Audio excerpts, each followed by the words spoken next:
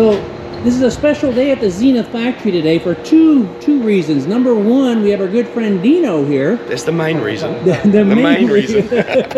Visiting from New Zealand, and many of you that are watching this know Deano already really well. Watch those videos, the gorgeous videos flying in New Zealand, mountain flying, going through beaches, creeks, mountains, rivers, everything, just wonderful stuff. And so he's visiting today, all the way from New Zealand. He'll be at Sun and Fun. Yep.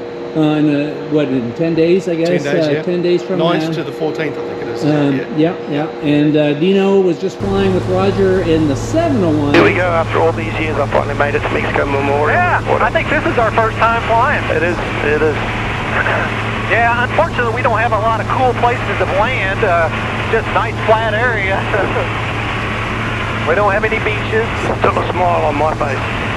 And it's also a special day for the 701, and why is that, Roger? Because 26 years to this day was the first flight of my 701 after I built it. 26 years? 26 so years. How old were you when you built it? Like 12 years old, I think? Yeah, and Deano noticed there's 2,200 hours on the Hobbs meter, and I told him, you know, that 2,200 hours is like 15-minute demo flights. Yeah. So, you know, just think how many takeoff and landings there is. And oftentimes a demo flight will have 2 or 3 takeoffs and landings. Absolutely, So that's true. It's not a lot of cross-country. Of course, 701's not designed for long cross-country flying. You can do it. But which you can do it, and that's one of the reasons it's a great airplane for New Zealand, because New Zealand's a relatively small country, isn't it? In New Zealand, we can fly from, say, the East Coast to the West Coast, have a play around on the West Coast beaches, and then fly home again in a 701. It's a big day, but it's the ability to do that. Exactly, and that's wonderful. And I've always been with the 701, it's not an A to B plane,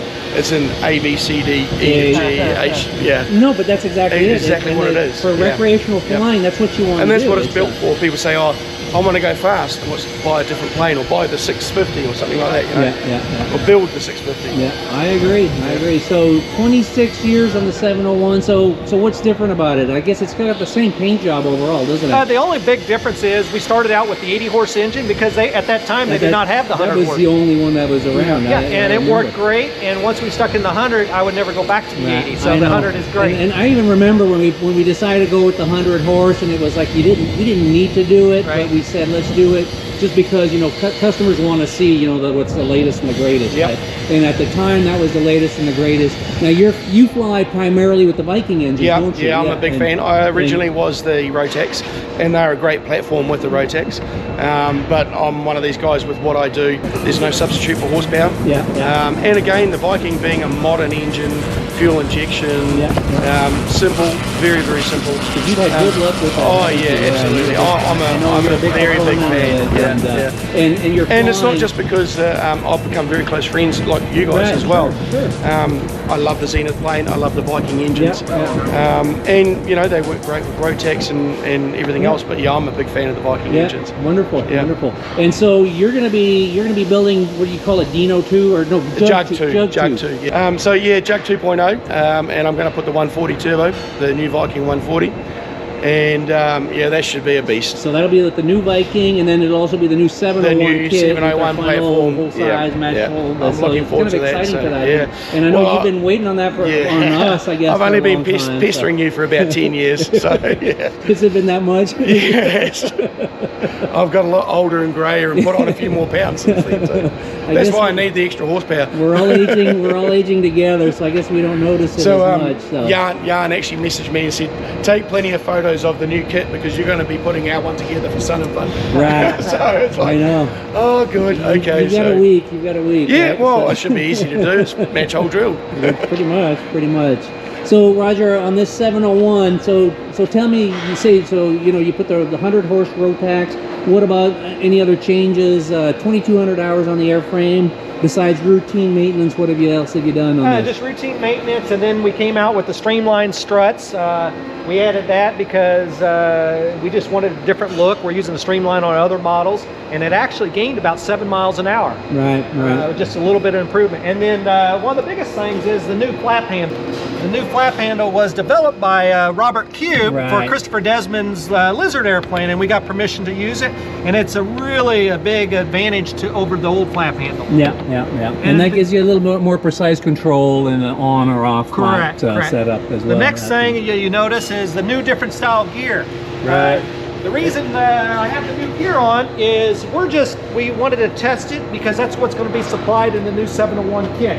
The new 701 is going to be just a little bit heavier in gross weight, and so we needed a little stronger gear. Works great, a little stronger gear, kind of like the Super Duty. Yeah, and otherwise the basic design really hasn't changed, has it? I don't want to change it. That's the thing. It's such a great platform. And that's such a good point, right? And that's what I said to you is, all you got to do is make it easier to build, modernize it, because that's what it needs to do, but don't change the platform too much, because it's already so good. Exactly. Yeah. Well, you know, I know we were talking earlier, you know, you had put streamlined struts on yours, and I you took even them off. Took them off because, and why'd you take them off? Because it made my approach speeds too fast. Exactly. Because I gained, and it's only like a few knots. Right. But for me, I wanted the drag, and that's what the 701 allows you to have. And that's what some people just don't realize, that the drag, you know, high drag, you know, high lift and high drag are what you want in a STOL airplane. Exactly. Because that's exactly what right. allows you to. And that allows you to get in over the top of trees, into riverbeds and obstacles, and climb out and come in. So when you've got too much speed or you're too floaty, a little gust will get you flying again. Whereas in a 701, you point it to the ground, pull the power back, you're coming down. Exactly, you know? and that's where, you know, you really fly the airplane intuitively. Yeah, exactly. And we were talking about that when we're flying. Is you don't, when you get to understand the plane and you feel the plane, you don't look at the numbers. You don't look at your airspeed, you feel it all.